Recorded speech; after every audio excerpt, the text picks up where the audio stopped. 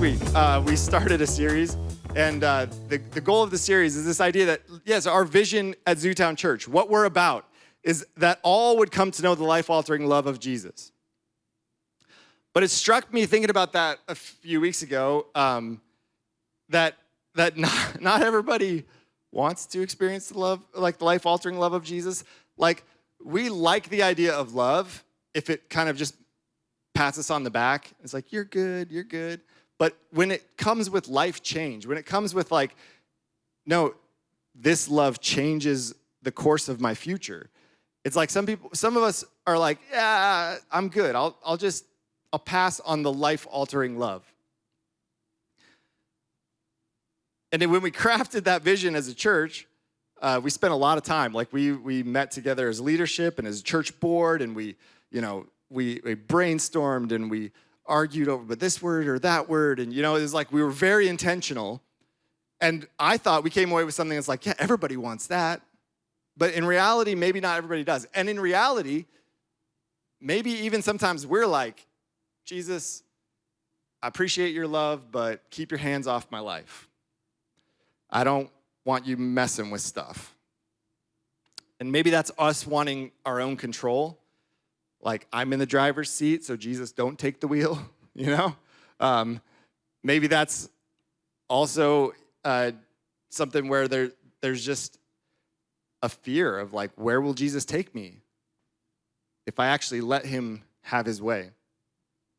And so last week, we spent a little bit of time, we looked at this parable that Jesus told where the people who he invited to this wedding feast, they didn't come, so they went out and they grabbed people off the street, and they're like, everybody come in, we need people here.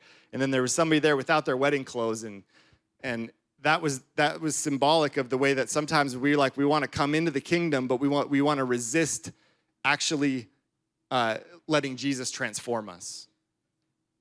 We want to hold out on actually being transformed. We're like, can I just get in but not change and not be any different? And Jesus obviously made it clear that that's not possible. So today we're looking at one a little different. So this comes from John chapter 5. And this was sort of the nebulous, or that's not the right word, the nexus, I don't know. This was like the inspiration for this series. And we're going to watch a video here in a little bit. You'll see why.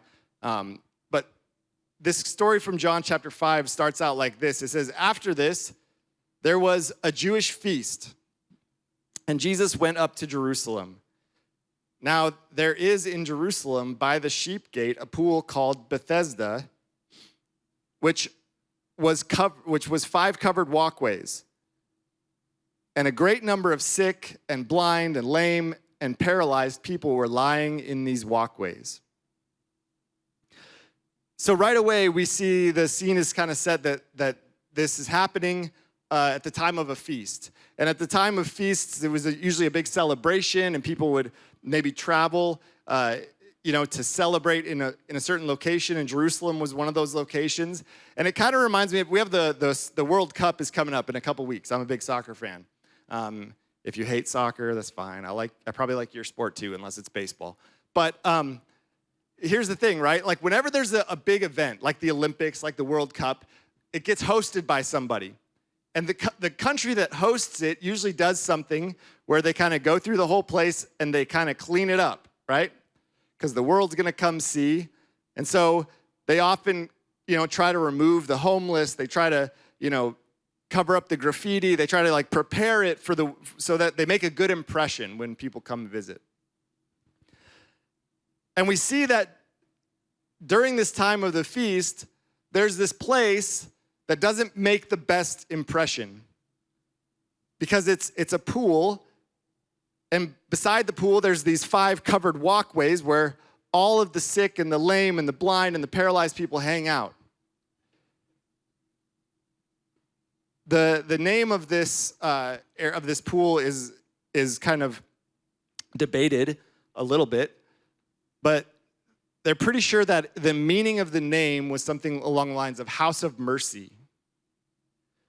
And it was considered a house of mercy because of what would happen there. What would happen is, and the reason all these people would hang out around it is that every once in a while, an angel from God would come down and stir the waters. And when those waters would be stirred, whoever got into the water first would get healed. And so it's kind of, I don't know if it's almost like the lottery, right? Like they're all hanging out, waiting. All of a sudden, they kind of get tired, fall asleep, and then they wake up like, oh no, it happened while I was asleep. And that guy got in, and it was my chance. And I missed it. Now I have to wait for the next one. And so you can feel the desperation and the hope that these people had, that like, maybe it'll be me. Maybe I'll be the one that can get in the pool next time, and I'll be the one that gets healed. And yet you can imagine how difficult it would be if you were lame, you couldn't walk, to be the first one into the pool. Or if you're blind and you can't see, to be the first one into the pool. And so there's kind of a dual meaning with this name. House of Mercy was also considered like a house of shame or a house of disgrace.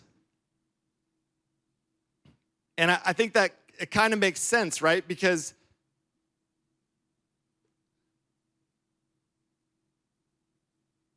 everyone else who's left there to sort of feel what it was like to watch somebody else get the miracle that they were hoping for.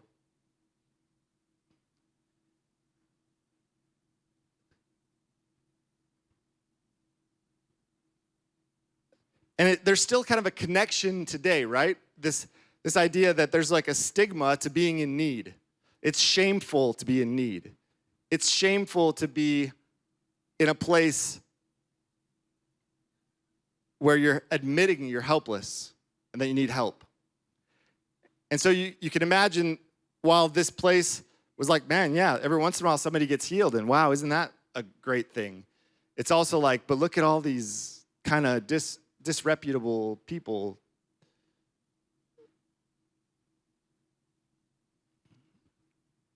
I was thinking about this because I've met so many people during my time in ministry who are obviously in need, but all they want to do is act like they've got everything under control. Because it's shameful to show that you don't have it together, right? Maybe you've experienced this. And so it feels more appropriate to kind of fake it and pretend like, no, man, everything's good. My life is awesome.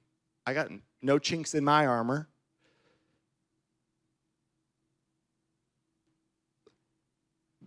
And honestly, I've been that person, right? It kind of gets like ratcheted up when you're the pastor, you know? Everybody wants you to be perfect. You stand on a big stage with shiny lights, so that makes you look good. And then you get to talk about Jesus. And I mean, whoever's talking about Jesus, that guy looks like, man, you know, he must be the best Christian ever. And so there's incentive there, right? To sort of look like, man, it's all under control. I've got it all together. You know what I feel like a lot of times? Have you ever seen those guys that like spin plates on poles? And they've got like one in each hand and one in their mouth, and they're just like, you know, sometimes that's how I feel. And I'm like, oh man, don't let one of them drop. A lot of times on Sunday mornings, I feel that way. I'm like getting ready for talking to you. I'm getting ready for, you know, the kids area. I'm, you know, feel like you're running around the whole time.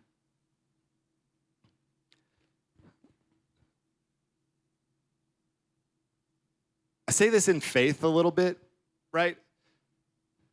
Because sometimes it's like, this is who we want to be, and hopefully it's who we are. But I just hope Zootown Church is a place where you don't have to pretend that you've got everything under control, that you've got everything together. I would rather Zootown Church be a place like this, like a house of mercy filled with people who obviously need help, than a place where people are shamed for admitting their brokenness.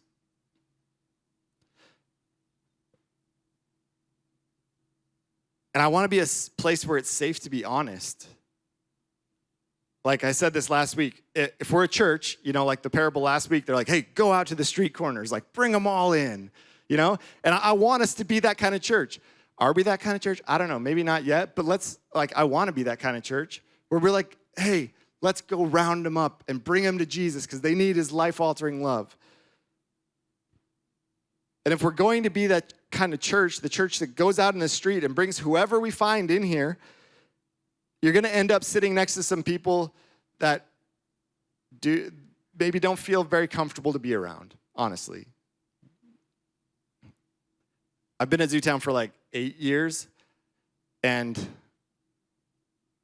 I've sat next to somebody who urinated in the chair next to me on more than one occasion. And you know what? Awesome. Because they were here hearing about the life-altering love of Jesus. Did it feel comfortable for me? No. Did it smell comfortable for me? No. But is that okay? Yeah. Because I would sacrifice my comfort for them to have an encounter with the King of Kings. But it's uncomfortable to engage in that space, right? This pool was an uncomfortable experience. I like going where things are clean. I like going where things are nice, I love people watching at the mall. But it's also because it's all the new stuff and all the shiny windows and everything. I'm not buying any of it, but I'm like, it's a nice place to be. It's not a nice place to be to wade through people who are laying there despondent, helpless. They're crippled, they're broken, they're blind, they're lame. And they're all just hoping, maybe I'll be the next one to get healed. But it usually isn't any of them, except one. It's not a very comfortable place to be, and it's just not comfortable to engage with the suffering of others. And you know what else is not comfortable? It's not comfortable to admit our own brokenness either. It's easier just to avoid messy people or people that we perceive to be messy. And it's easier to just kind of wallpaper over our own messiness so that hopefully nobody knows it. I noticed that this is not me calling anybody out, but I noticed a new dent in our wall today when I was setting up for kids, and it's like right behind one of the pickleball courts. So I'm just imagining that somebody was like going for an epic shot, like so hard, and they just like got it and then slammed into the wall and just put a dent in it, right? But it's easier just to cover over the dents in our life than it is to admit them. There's sorry, I'm sick a little bit, so I won't breathe on you, I promise. There's some symbolism here with the 5 porches, and they're covered, the 5 covered porches. And the early church fathers, especially Augustine, wrote about this, saying like this symbolized the law, the 5 books of Moses, and that these people all would sit under the 5 books was like symbolizing them under the law, but under the law we're still broken. In fact, in Romans, Paul writes this in Romans 3. He writes, obviously the law applies to those to whom it was given, for its purpose is to keep people from having excuses and to show that the entire world is guilty before God. So like the point of the law is to put us all on a level playing field. It's like, I don't have to guess that you still have dents. I don't have to guess that there's still things in your life that God wants to work on, because the law tells us that's where we all are. None of us have it all together. But then it goes on, for no one can ever be made right with God by doing what the law commands. The law simply shows us how sinful we are. And so the early church saw these covered porches, like these people were under the law, and there was no actual remedy for them. Just like in our own strength and in our own ability under the law, there's nothing we can do to fix ourselves, to put ourselves back together, to remove the brokenness from our own lives, to deal with our own sin problem. It's all of our reality as people. We're crippled and helpless. And this whole story is about more than just one guy getting healed, right? This is a picture of us as humanity. John goes on to tell us this. Now, there was a man who had been disabled for 38 years. And when Jesus saw him lying there, and when he realized that the man had been disabled a long time already, he said to him, "Do you want to become well?" And the sick man answered him, "Sir, I have no one to put me in the pool when the water is stirred up.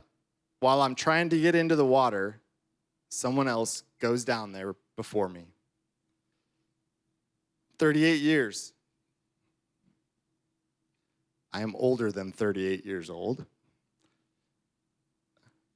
We don't get a lot of background to this guy. We don't know, was he like 10 when he got disabled? Was he born disabled? Was he, 20? But I would guess that the 38 years is probably longer than the time that he was not disabled.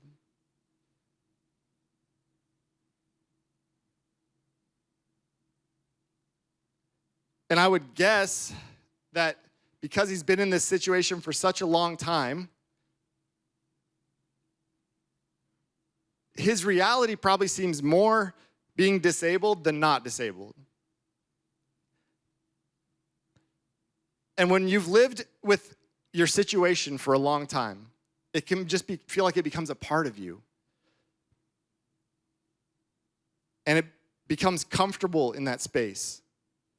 It becomes safe. It's like it's all you know.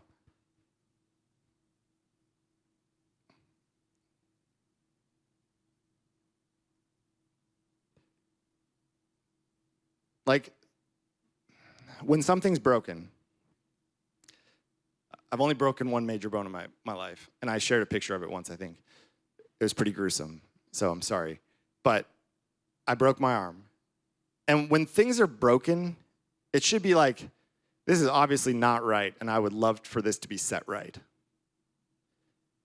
And when we have those areas in our life, it's like, it should feel like this is not what I was meant for. And yet, over time, when things go undealt with and unhealed and unremedied, 38 years later, you could just start believing like, you know what? I remember when this felt like it was weird, but now it's just life.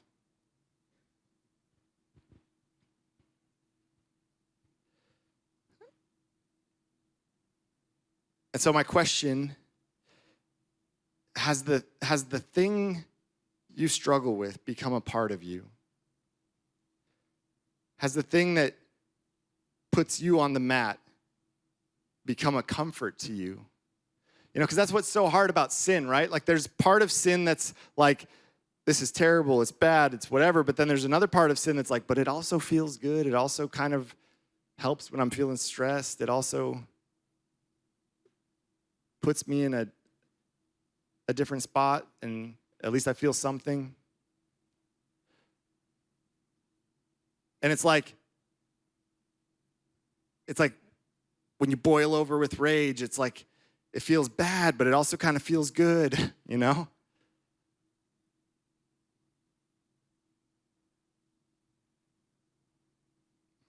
Jesus says, "Do you want to become well?" The life-altering love of Jesus. He's like, "Hey, I'm right here. Do you want something different?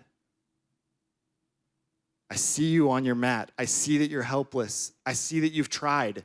This guy's like, "I drag myself to that pool, but somebody beats me every time." And maybe that's how you feel about your situation. You're like, "I've just tried to drag myself out of it. I've tried to claw my way into something different, but every time I can't get there." And Jesus is right in front of you. Do you want to be well? Do you want something different?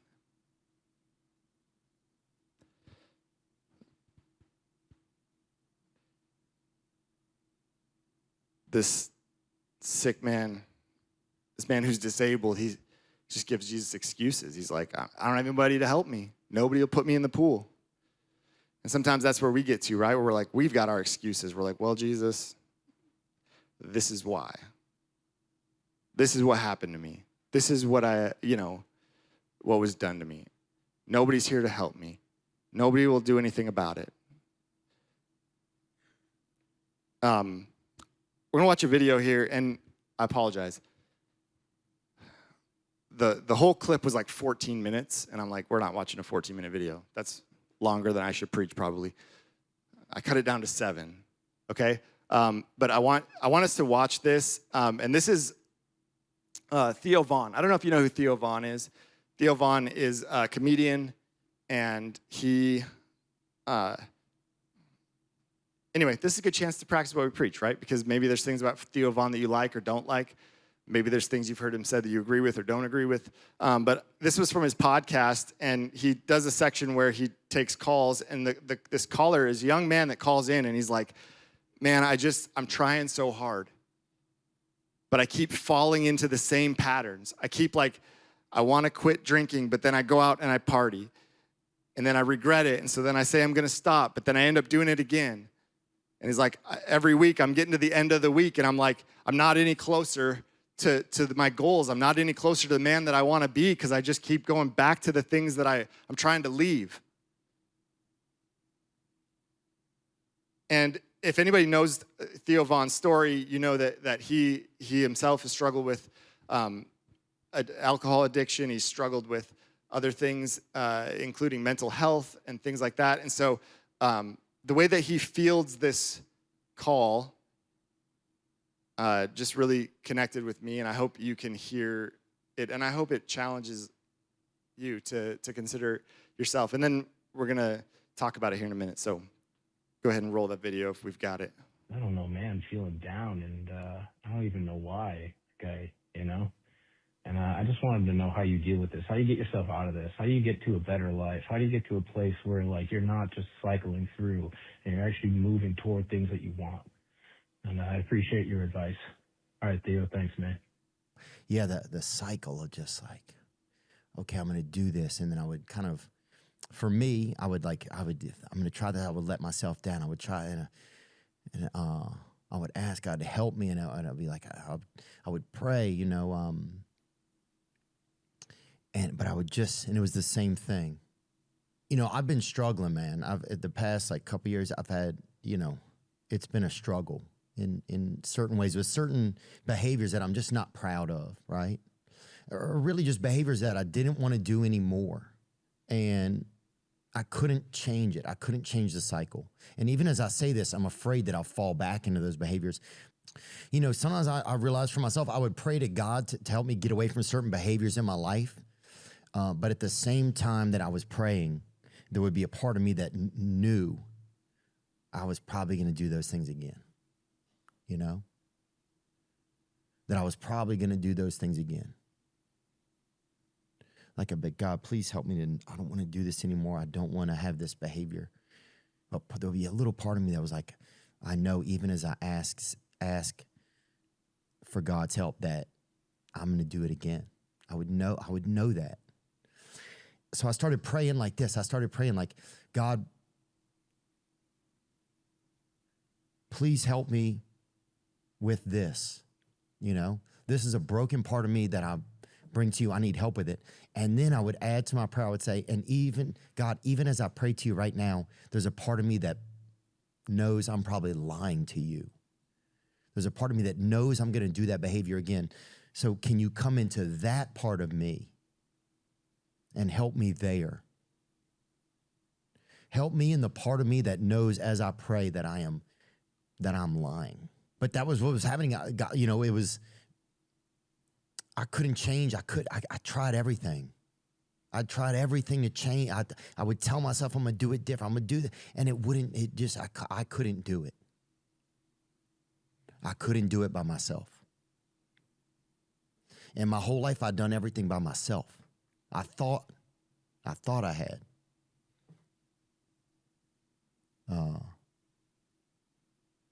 And so something that's just been helping me recently is just praying differently, because whatever's inside of me that's broken is really, it's manipulative, and it's, it would be good at pool because it's good at the angles. But so I've just been praying that God comes into those parts of me, Don't just come into the water inside of me. Come into the well. Come into the walls of the well. come into the mortar or whatever that's between the bricks. That because I'm broken. Because I'm broken all the way there. You know, and I don't mean that like in self-pity. I don't. But if there's a part of me that doesn't even want the best for me, then there's something inside of me that is off.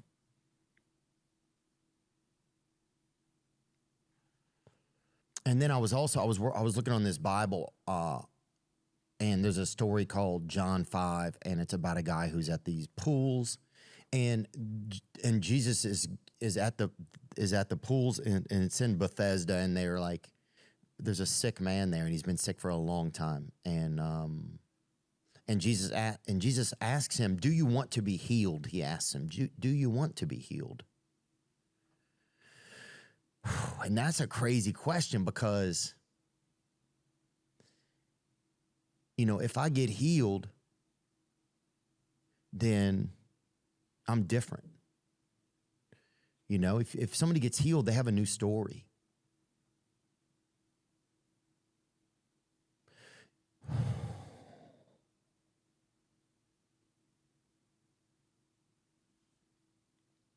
So that's just been something that I've been having to ask myself. It's like, yeah, do I want to be healed? Do I really want something different? And sometimes a lot of the answer is no, I don't. I want something different, but I don't want to. I don't know if I'm scared of it. I don't know what I am. I don't know if I don't want to do what it takes to get. I can't even tell what it is. And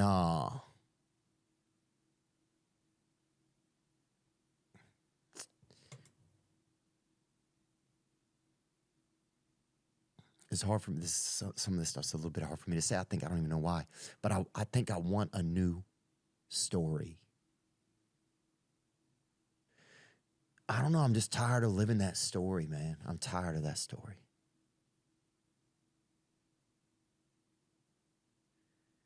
You know, I'm tired of that story. I just don't want that story anymore. You know, it's been a good story and it's served me well. Dang, homie, I'm leaking. It's been a good story and it served me well, but I don't want that story anymore. You know, I want something different. Because the more I just tell that story, it's just like, you know, I stay in that world. I stay in that cycle for me. And I think so I want to have and it's scary to say that I want to have a new story because I'm so used to like how those other feelings work. I know who to be angry at. I know how to operate here and I know how to operate there and I know who to not give love to. And you know,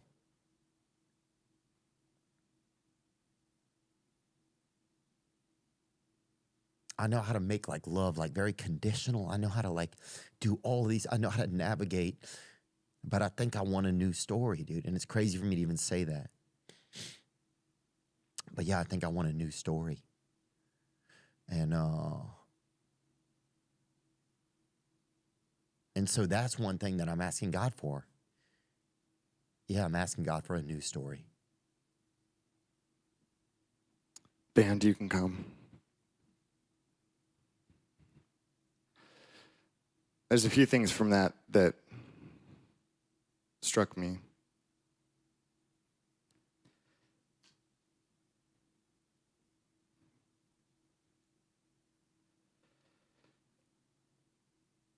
One is just the honesty to admit, like, man, I'm just like this guy on the mat. I'm stuck and I can't get out. Keep going back to the same vices. I keep 38 years of the same thing.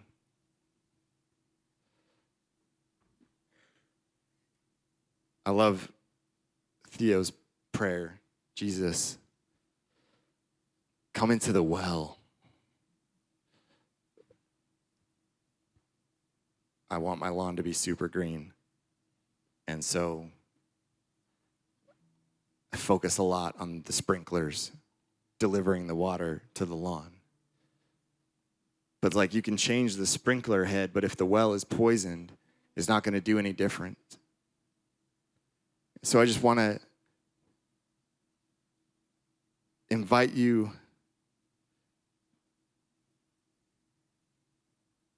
like it's so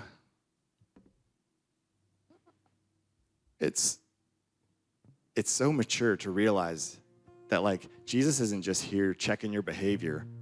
Were you nice? Did you obey? Did you stop doing that? Jesus isn't trying to regulate that. He wants to come all the way into the inside and heal you from the inside out so that everything that comes out is coming from a place of wholeness. But that question, do I really want to be healed? Because being healed means a new story, a different story.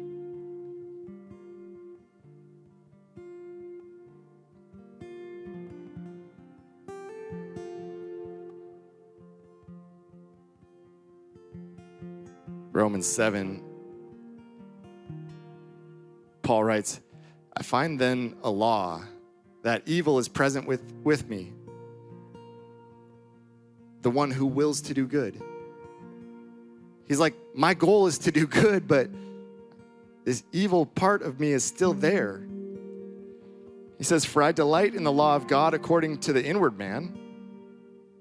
Like, there's a part of me that I delight in God's law. I want to please God. I want to reflect Jesus. I want to be like him.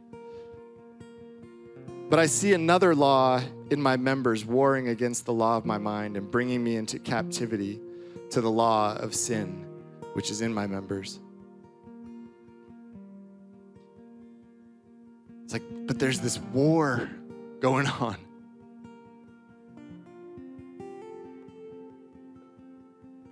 And then he delivers an incredible line that I identify with often. Oh, wretched man that I am. Paul the Apostle. It's like a hero of the faith. And yet he's there going, wretched man that I am. Who will deliver me from this body of death? Like, who can save me from this other part of me that I can't seem to shake? And verse 25, I thank God through Christ Jesus our Lord. Who can save me? There's only one, and it's Jesus. Who can rescue me from the mat? There's only one, it's Jesus. But Bryce, you don't understand. I've been on the mat for a long time, and it feels kind of comfortable. I'm getting by pretty good. Do you want to be healed?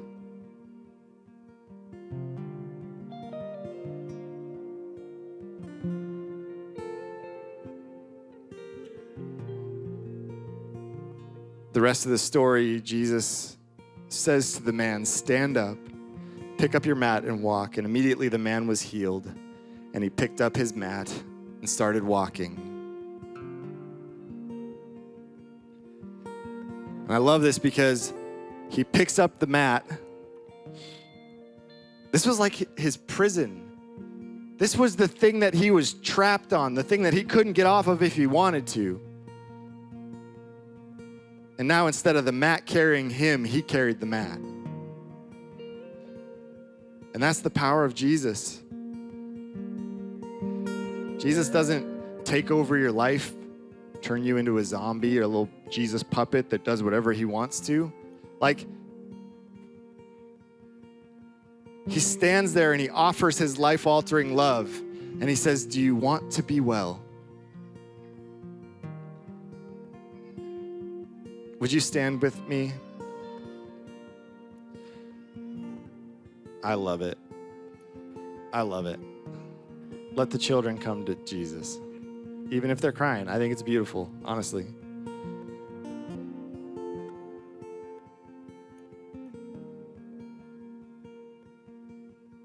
We're going to take communion in a moment. But man, it's a busy week. It's a chaotic world. There's so many stresses and pressures and things on us right now. And I just want to stop for a second and be quiet before the Lord and invite him to speak to each of us.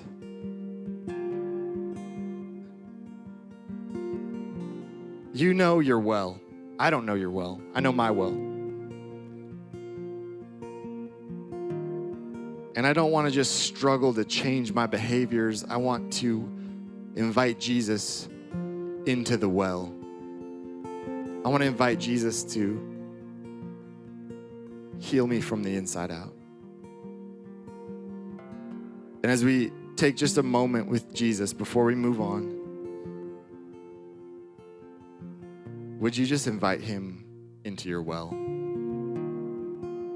Whatever that place in your heart, that place in your life, that place where you feel stuck on the mat, would you invite Jesus to bring his life-altering love?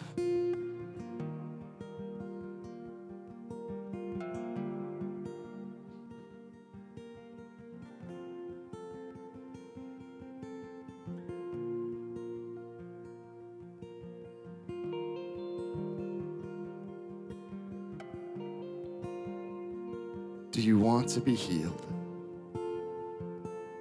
Do you want a new story? Jesus, we want a new story.